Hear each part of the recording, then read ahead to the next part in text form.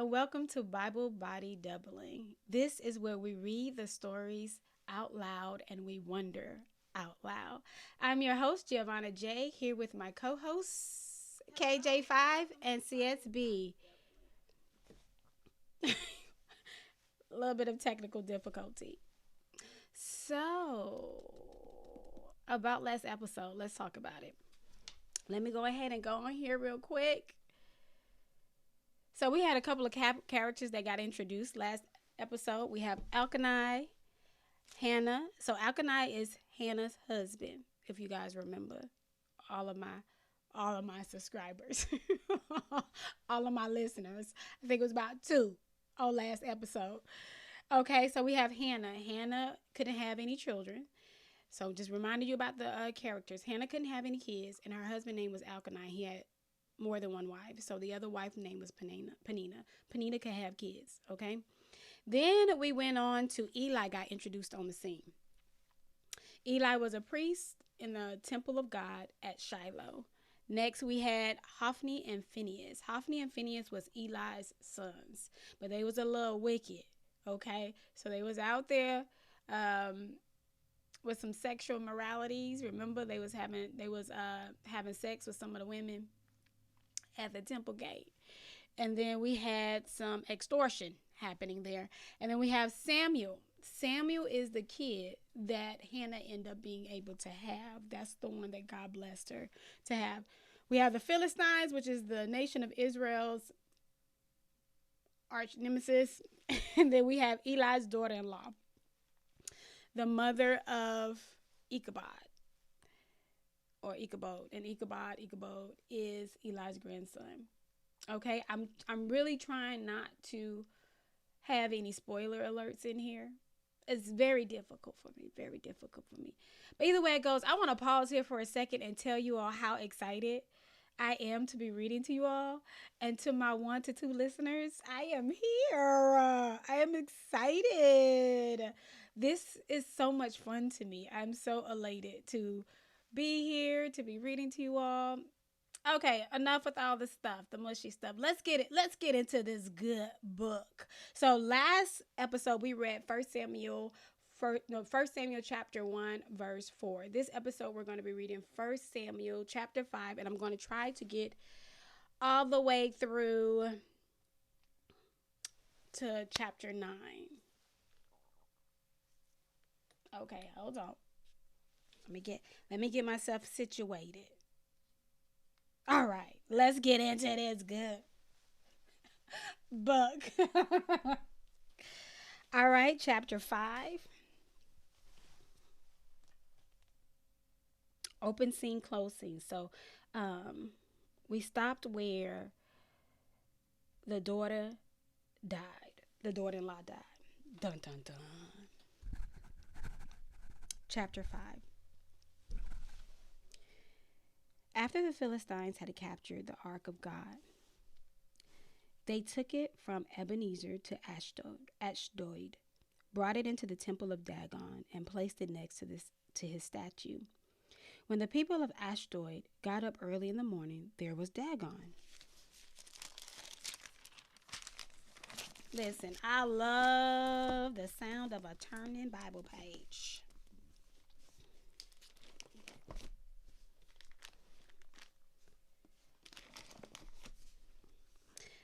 Okay, let me go back. Ashdod got up early the next morning. There was Dagon, fallen with his face to the ground before the ark of the Lord. So they took Dagon and returned him to his place. But when they got up early in the next morning, there was Dagon, fallen with his face to the ground before the ark of the Lord. This time, Dagon's head and both of his hands were broken off and lying on the threshold. Only Dagon's torso remained. That is why, still today, the priests of Dagon and everyone who entered the temple of Dagon in Ashdod do not step on Dagon's threshold. The Lord's hand was heavy on the people of Ashdod. He terrified the people of Ashdod and its territory and afflicted them with tumors. When the people of Ashdod saw what was happening, they said, "The ark of Israel's God must not stay here with us, because his hand is strongly against us and our God Dagon." So they called all the Philistine rulers together and asked, "What should we do with this ark of Israel's God?" The ark of Israel's God should be moved to Gath, they replied. So they moved the ark of Israel's God. After they had moved it, the Lord's hand was against the city of Gath, causing a great panic. He afflicted the people of the city from the youngest to the oldest with an outbreak of tumors. The people of Gath sent then no, the people of Gath the people of Gath then sent the ark of God to Ekron. But when it got there, the Ekronites cried out, "They moved the ark of Israel's God to us to kill us and our people." The Ekronites called all the Philistine rulers together. They said, "Send the ark of Israel's God away. Let it return to its place so it won't kill us and our people." For the fear of death pervaded the city. God's hand was oppressing them. Those who did not die were afflicted with tumors, and the outcry of the city went up to heaven. When the ark of the Lord had been in Philistines' territory for 7 months, the Philistines summoned the priests and the diviners and pleaded, "What should we do with the ark of the Lord? Tell us now." Sorry. Okay, sorry. It says, "Tell us how." "Tell us how we can send it back to its place." They replied, "If you send the ark of Israel's God away, do not send it without an offering. Send it back a guilt offering to him, and you will be healed. Then the reason his hand hasn't been removed from you will be revealed." They asked, "What guilt offering should we send back to him?"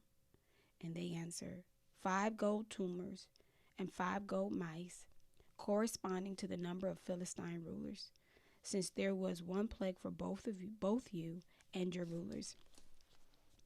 Make images of your tumors and of your mice that are destroying the land. Give glory to Israel's God, and perhaps he will stop oppressing you, your gods, and your land. Why harden your hearts as the Egyptians and Pharaoh hardened theirs? When he afflicted them, didn't they send Israel away and Israel left? Now then, prepare 1 new cart and 2 milk cows that have never been yoked. Hitch the cows to the cart, but take their calves away and pin them up. Take the ark of the Lord, place it on the cart, and put the gold objects that you were sending him as a guilt offering in a box beside the ark. Send it off and let it go its way. Then watch. If it goes up the road to his homeland toward Beth Shemesh, it is the Lord who has made this terrible trouble for us. However, if it doesn't, we will know that it was not his hand that punished us. It was just something that happened to us by chance. The men did this. They took 2 cows, hitched them to the cart, confined their calves in the pen. Then they put the ark of the Lord on the cart, along with the box containing the gold mice and the images of their tumors. The cows went straight up the road to Beth Shemesh. They stayed on that one highway, lowing as they went. They never strayed to the right or to the left. The Philistine rulers were walking behind them to the territory of Beth Shemesh. The people of Beth Shemesh were harvesting wheat in the valley, and when they looked up and saw the ark, they were overjoyed to see it. The cart came to the field of Joshua of the Beth Shemesh and stopped there near a large rock.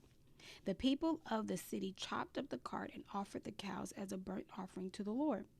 The Levites removed the ark of the Lord along with the box containing the gold objects and placed them on the large rock. That day, the people of Beth Shemesh offered burnt offerings and made sacrifices to the Lord. When the 5 Philistine rulers observed this, they returned to Ekron that same day. As a guilt offering to the Lord, the Philistines had sent back 1 gold tumor for each city: Ashdod, Gaza, Ashkelon, Gath, and Ekron. The number of gold mice also corresponded to the number of Philistine cities of the 5 rulers. The fortified cities and the outlying villages, the large rock on which the ark of the Lord was placed, is still in the field of Joshua of the Beth Shemesh today. God struck down the people of Beth Shemesh because they looked inside the ark of the Lord. He struck down 70 persons. The people mourned because the Lord struck them with a great slaughter. The people of Beth Shemesh asked, "Who is able to stand in the presence of the Lord?" Well, let me make sure y'all with me. Hold on. For those of you all who's watching by video. Okay. Let's get back into this good book. Let me rewind a little bit back to verse 20. The people of Beth Shemesh asked, "Who is able to stand in the presence of the Lord, this holy God? To whom should the ark go from here?"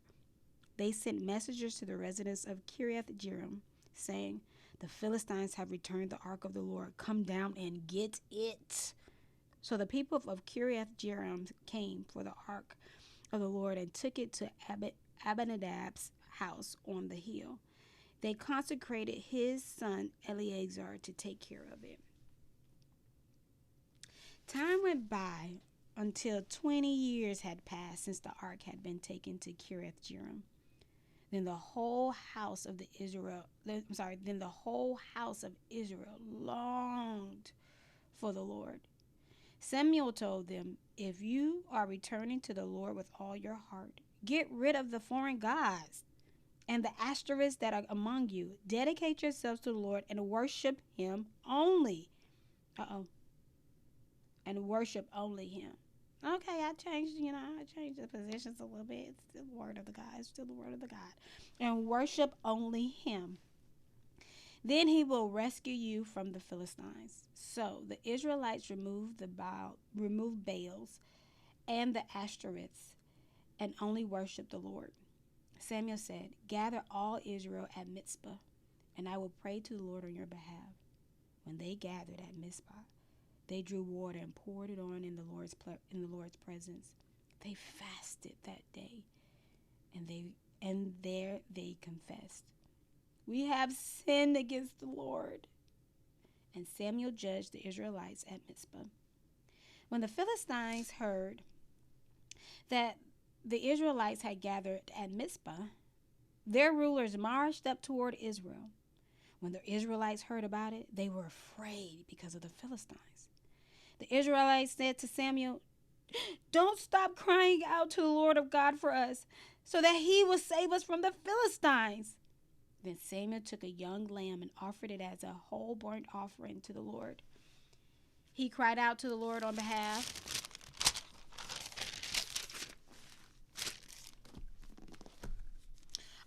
of Israel, and the Lord answered him. Samuel was offering the burnt offering as the Philistines approached to fight against Israel. The Lord thundered loudly against the Philistines that day and threw them into such confusion that they were defeated by Israel. Then the men of Israel charged out to Mizpah and pursued the Philistines, striking them down all the way to a place below Beth-kar. Afterward, Samuel took a stone and set it upright between Mizpah and Shin. He named it Ebenezer, explaining, "The Lord has helped us to this point." So the Philistines were subdued and did not invade Israel's territory again. The Lord's hand was against the Philistines all of Samuel's life. The cities from Ekron to Gath, which they had taken from Israel, were restored. Israel even rescued their surrounding territories from Philistine control. There was also peace between Israel and the Amorites. Samuel judged Israel throughout his life. Every year he would go on a circuit to Bethel, Gilgad, and Mizpah, and would judge Israel at all these locations. Then he would return to Ramah because his home was there. He judged Israel there, and he built an altar to the Lord there. When Samuel grew old, he appointed his sons as judges over Israel. His firstborn son's name was Joel, and his second was Abijah. They were judges in Beersheba. However, his sons did not walk in his ways. They turned toward dishonest prophets, took bribes, and perverted justice. I can't stand when somebody perverts justice. That really grinds my gear. Verse 4. So all the elders of Israel gathered together and went to Samuel at Ramah. They said to him, "Look, you are old, and your sons do not walk in your ways. Therefore, appoint a king to judge us the same as all the other nations have." When they said, "Give us a king to judge us," Samuel considered their demand wrong, so he prayed to the Lord.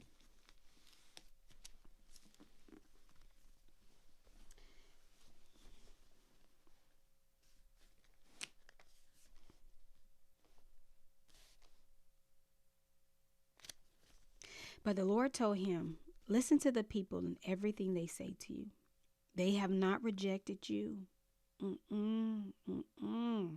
They have rejected me as their king. They are doing the same thing to you that they have done to me. Since the day I brought them out of Egypt until this day, abandoning me and worshiping other gods.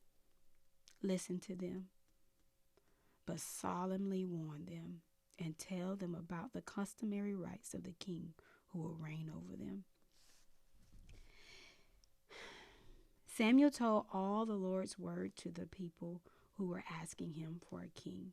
He said, "These are the rights of the king who will reign over you." This is so sad. "He will take your sons and put them to use in his chariots, on his horses, or running in the front of his chariots. He can appoint them for his use as commanders of thousands or commanders of 50s, to plow his ground and reap his harvest, or to make his weapons of war and the equipment for his chariots. He can take your daughters to become perfumers, cooks, and bakers. He can take your best fields, vineyards, and olive orchards and give them to his servants. He can take 1/10 of your grain and your vineyards and give them to his officials and servants. He can take your male servants, your female servants, your best young men, and your donkeys and use them for his work. He can take 1/10 of your flocks, and you yourselves can become his servants. When the day comes, you will cry out because of the kings you've chosen for yourselves. But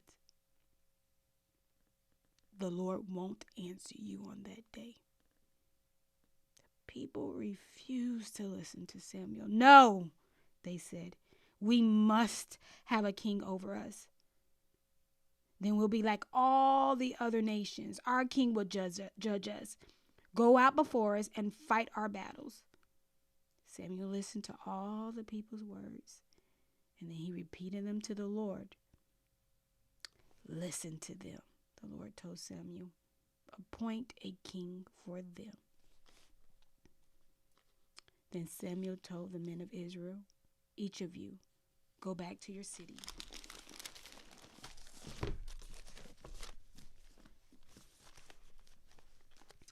There was a prominent man of Benjamin named Kish, son of Abiel, son of Zeror, son of Bechereth, son of Aphiah, son of a Benjaminite.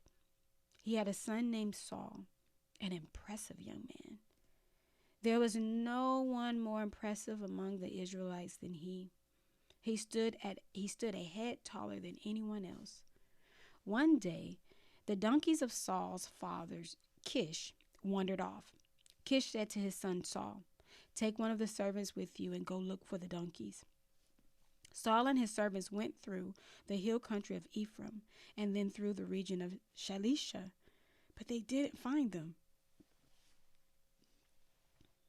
They went through the region of Shalom, nothing. Then they went through Benjaminite region, but still didn't find them. When they came to the land of Zuph, Saul said to the servant who was with him, "Come on, let's go back, or my father would stop worrying about the donkeys and start worrying about us."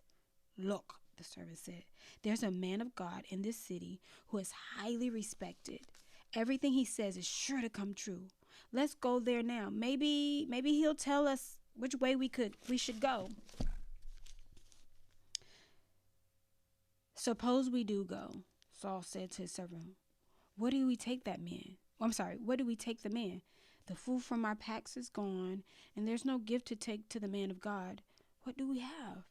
The servant answered Saul, "Here, I have a little silver. I'll give it to the man of God, and he will tell us which way we should go." Formerly in Israel, a man who was going to inquire of God would say, "Come, let's go to see the seer." For the prophet of today was formerly called the seer. Okay. I'm guessing they're just giving us an excerpt. Let me read that again. That's verse 9. Chapter 9, verse 9, if I lost anybody. Formerly in Israel, a man who was going, I guess they're just telling us a little backstory. Formerly in Israel, a man who was going to inquire of God would say, "Come, let's go see the seer." For the prophet of today was formerly called the seer. Okay. And sing closely. "Good," Saul replied to his servant. "Come on, let's go." So they went to the city where the man of God was. As they were climbing the hill to the city, they found some young woman coming out to draw water and asked, "Is the seer here?"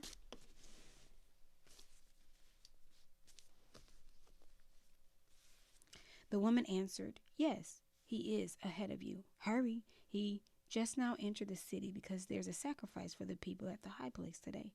As soon as you enter the city, you will find him before he goes to the high place to eat. The people won't eat until he comes because he must bless the sacrifice. After that, the guests can eat. Go up immediately. You can find him now." So they went up toward the city. Saul and his servants were entering the city when they saw Samuel coming toward them on his way to the high place. Now, the day before Saul's arrival, the Lord had informed Samuel, "At this time tomorrow, I will send you a man from the land of Benjamin. Anoint him over my people, Israel.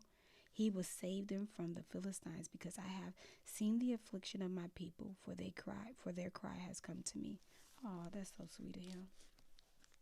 When Samuel saw Saul, the Lord told him, "Here is the man I told you about. He will govern my people." Saul approached Samuel in the city gate and asked, "Would you please tell me where the seer's house is?" "I am the seer," Samuel answered. "Go up ahead of me to the high place and eat with me today. When I send you off in the morning, I'll tell you everything that's in your heart. As for the donkeys that wandered away from you 3 days ago, don't worry about them because they've been found. And who does all Israel desire but you and all your father's family?" Saul responded, "Am I not a Benjaminite, for the smallest of Israel's tribe, and isn't my clan the least important of all the clans of Benjaminite tribe?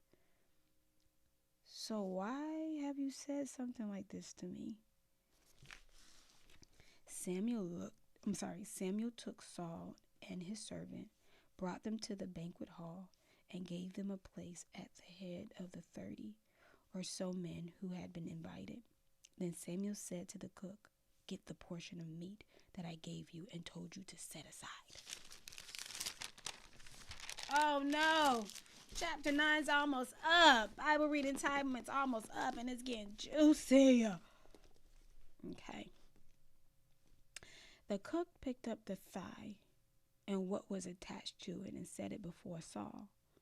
Then Samuel said, "Notice that the reserved piece is set before you. Eat it, because it was saved for you. For this solemn event at the time I said, I've invited the people." So Saul ate with Samuel that day. Afterward, they went down from the high place of the city, and Samuel spoke with Saul on the roof. They got up early, and just before dawn, Samuel called to Saul on the roof, "Get up, and I'll send you on your way." Saul got up, and both he and Samuel went outside. As they were going down to the edge of the city, Samuel said to Saul, "Tell the servants to go on ahead of us, but you stay for a while, and I will reveal the word of God to you." So the servant went on. Closing. Okay, this is all we're reading for today. But I'm a little close. I'm a little close to leaving y'all behind, but I won't, because this is Bible Body Doubling, and we read the stories together, but it's getting good. So we're going to stop here at the cliffhanger. And if you guys want to keep reading on your own, that's wonderful. I would love that. But till next time, thank you for letting me read to you. This is Bible Body Doubling. It is sponsored by the Gardener's House, and read with me on the next episode. Ta-ta for now.